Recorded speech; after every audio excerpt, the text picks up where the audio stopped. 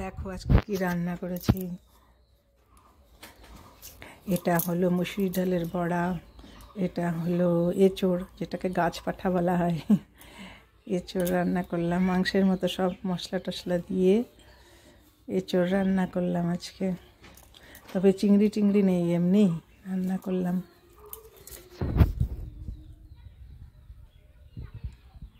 এই দেখো কমপ্লিট হয়ে গেছে। এটা হলো চাটনি রান্না করলাম, আঙুর, খেজুর, টমেটো, কুল, কাজু, কিশমিশ সব কিছু দিয়ে চাটনি রান্না করলাম। দেখো কমপ্লিট। এটা হলো মাগুর মাছ, শম্পা কাটছে মাগুর মাছ। মাগুর গাছগুলো অনেক বড় বড়। আলু দিয়ে, কাঁচা কলা দিয়ে মাগুর মাছের ঝোল রান্না করলাম। আমার ছেলে এখন শিলিগুড়িতে আছে, মামার বাড়িতে কদিনের জন্য ঘুরতে আসছে, আবার আসবে, এসে আবার কদিন থেকে ও আবার কাজে চলে যাবে। তো দুইজনের রান্নাই করলাম। এই তো দেখো মাগুর মাছের ঝোল।